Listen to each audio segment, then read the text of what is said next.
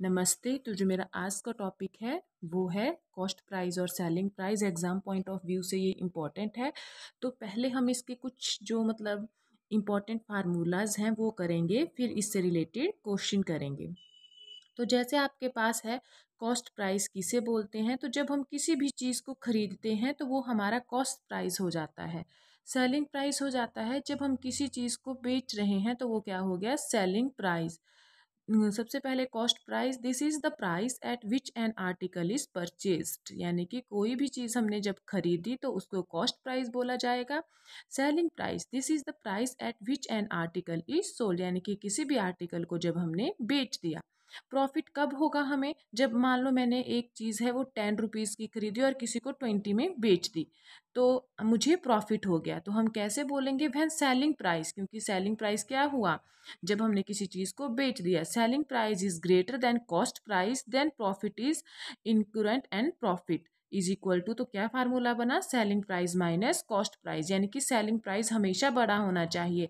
आपने कोई एक कार खरीदी, ठीक है, आपने उसको बेच दिया डबल रेट में, तो आपको हो गया प्रॉफिट।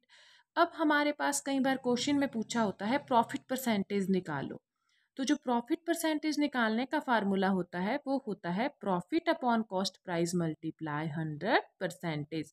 ध्यान रहे परसेंटेज आप 100%, कई बार आप साइन नहीं लगाते हैं, तो जो 4 ऑप्शन होते हैं उनमें साइन लगा हुआ होता है, तो कई बार जल्दबाजी में हमारा ऑप्शन गलत हो जाता है। ये मिस्टेक मेरे से हुई है। क्योंकि अब लॉस निकालना है, तो लॉस कब होगा हमें, तो when cost price is greater than selling price, then loss is increment, यानी कि जब मैंने कोई चीज़ खरीदी है और मैंने वो चीज़ खरीदी है 50 रुपीज़ की, बट मैंने वो किसी को बेच दी 30 रुपीज़ में, इट मीन्स मेरे को लॉस हो गया।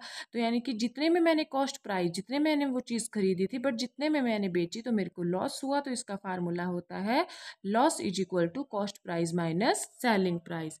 अब हमने लॉस परसेंटेज निकालनी है, तो लॉस परसेंटेज कैसे निकालेंगे, loss upon cost price multiply 100%। तो ये हमारे पास निकल गया यहाँ पे loss percentage. Simple profit percentage था और यहाँ पे लॉस परसेंटेज था। फार्मूला सिमिलरिटीज़ है, ये फार्मूले ही इंपॉर्टेंट है। अगर आपको फार्मूलाज आ गए, आप कोई भी क्वेश्चन ईजिली सॉल्व कर सकते हैं।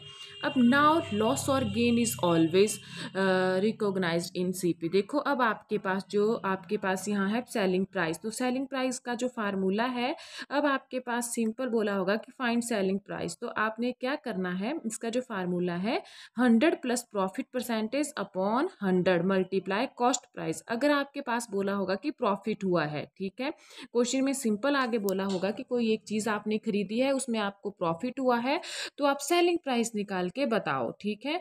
तब आपने ये फार्मूला लगाना है अगर प्रॉफिट बोला हुआ है।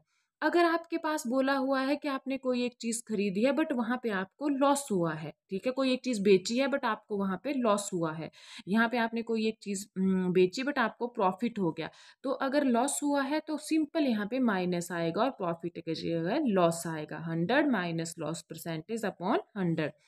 फिर उसके बाद कॉस्ट प्राइस, यानी कि आपने कॉस्ट प्राइस निकालना है जब आपको फ़ायदा हुआ, तो आपने उस केस में कॉस्ट प्राइस निकालना है। क्या होगा अगर आपने एक फार्मूला याद रख लिया है ना, आपके सारे बन जाएंगे। तो यहाँ पे 100 आपके पास ऊपर आ जाएगा, न्यूमिनेटर और डिनोमिनेटर का कंसेप्ट याद रखना, और उसके बाद 100 प्लस प्रॉफिट परसेंटेज, तो मल्टीप्लाई सेलिंग प्राइस। अगर आपके पास प्रॉफिट बोला गया है तब, अगर आपके पास बोला गया है लॉस हुआ है, आपको कॉस्ट प्राइस फाइंड आउट करना है, तो 100 अपॉन 100 माइनस लॉस परसेंटेज। तो ये आपके पास कुछ इंपॉर्टेंट है एग्जाम पॉइंट ऑफ व्यू से, तो इनको आपने बड़े अच्छे से कर लेना है। जहाँ नहीं लगे पता, you can ask me in comment section box. Okay, thank you.